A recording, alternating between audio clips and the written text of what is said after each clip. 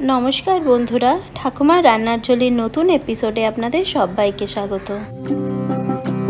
ঠাকুমারি রান্নার ঘরে কত খাবার ধরে ধরে খোকা খুকু খাবে এসো।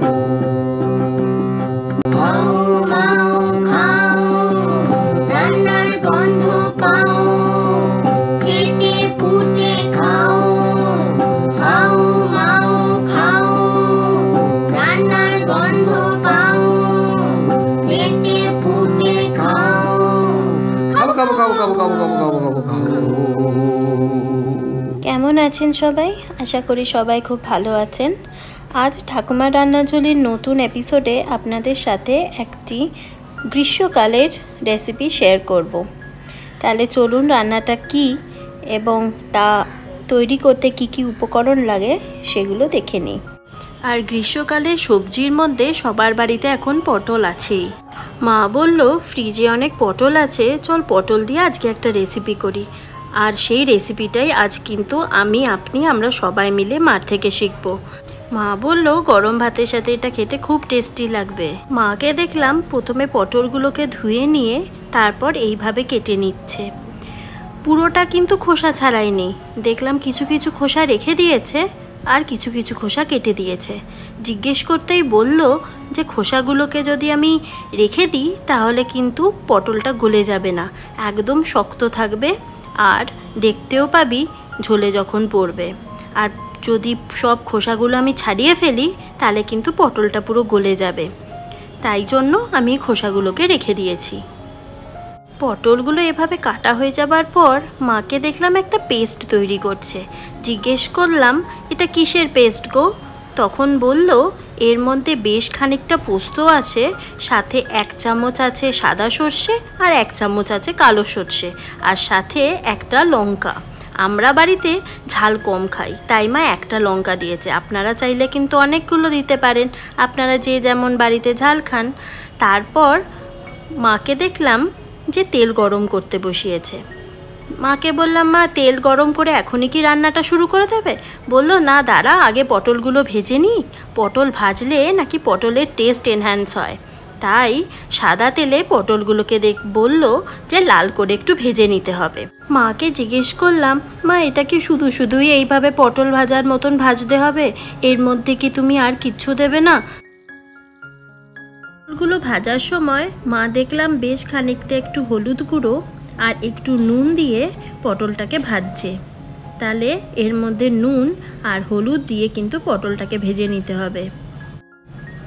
মা বলল যে নুনটা কিন্তু একটু কমের দিকেই দিতে হবে, কেননা এখানে যদি নুন বেশি হয়ে যায় তাহলে কিন্তু আবার সবজিতে নুনটা একটু বেশি হয়ে যাবে।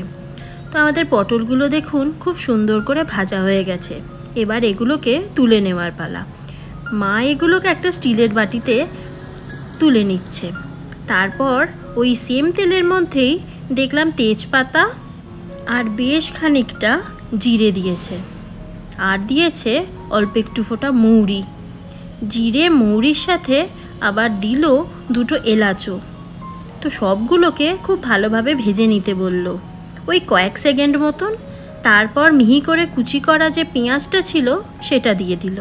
বলল এই পেঁয়াজটাকে কিন্তু খুব ভালোভাবে কষাতে হবে, পেঁয়াজটা এরকম ব্রাউন টাইপের কিন্তু দেখতে হবে। তো পেঁয়াজটা একটু কষিয়ে নিয়ে তারপর এর মধ্যে আর কি দেয় দেখি। পেঁয়াজটা কষানোর পর তার মধ্যে দিল আদা আর রসুনের কুচি।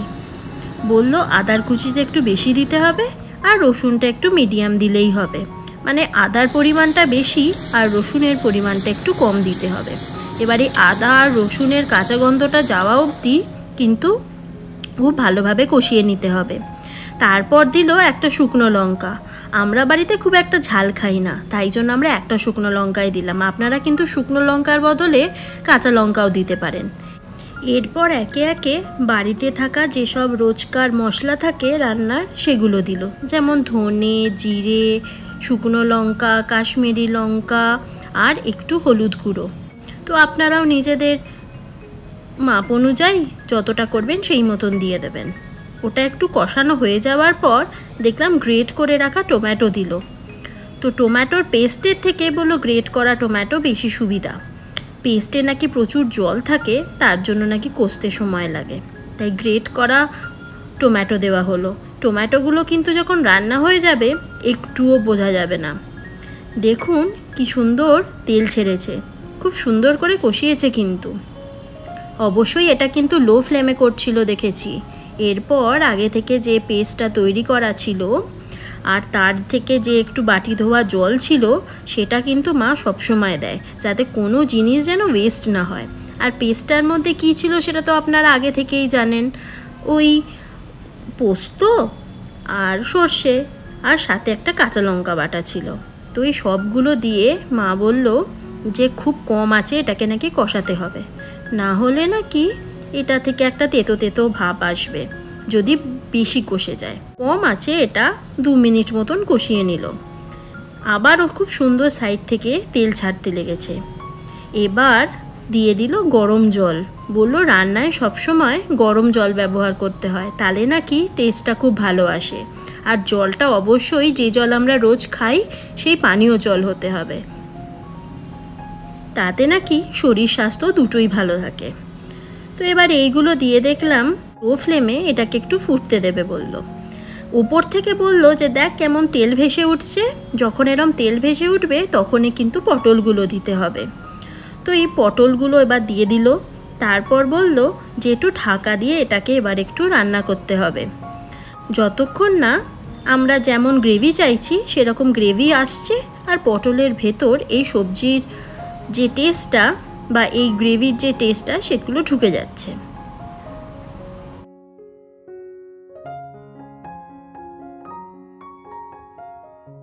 এবার এইভাবেই 5 মিনিট ধরে রান্না করার পর মাকে বললাম, মা এবার ঢাকনাটা খোলো না, দেখি কেমন হয়েছে। তো সেই বলতেই মা ঢাকনা খুললো আর দেখলাম কি সুন্দরভাবে ওপরে তেল ভেসে উঠেছে। মা বলল রান্না একদম রেডি, ওপর থেকে এবার শুধু গরম মশলা আর একটু ঘি ছড়িয়ে দিতে হবে, তারপর কিন্তু গ্যাসের ফ্লেমটাকে বন্ধ করে দিতে হবে। তো মাকে বললাম, মা গ্রেভি কেন রাখলে না, কি করে খাবো? মা বলল এই রান্নাটা কিন্তু এরকম একটু মাখা মাখাই ভালো লাগে। তো আপনাদের এই রেসিপিটা কেমন লাগলো কিন্তু আমাকে অবশ্যই জানাবেন। আপনারা আমাকে জানালে আমি কিন্তু মাকে জানাতে পারবো, আর মা জানলে খুব খুশি হবে যে আপনাদের কেমন লেগেছে সেটা জানতে পেরে। আমাদের রেসিপিগুলো আপনাদের কেমন লাগছে তাই কিন্তু অবশ্যই আমাদের জানাবেন। আর আমাদের রেসিপিগুলো আপনাদের ভালো লাগলে অবশ্যই আমাদের চ্যানেলটাকে একটা সাবস্ক্রাইব করার অনুরোধ রইল। এতে আমরা অনেক অনুপ্রাণিত হই নতুন নতুন রেসিপি আনার জন্য। আপনাদের আমাদের এই ভিডিওটা দেখার জন্য অসংখ্য ধন্যবাদ। সবাই ভালো থাকবেন, সুস্থ থাকবেন। ধন্যবাদ।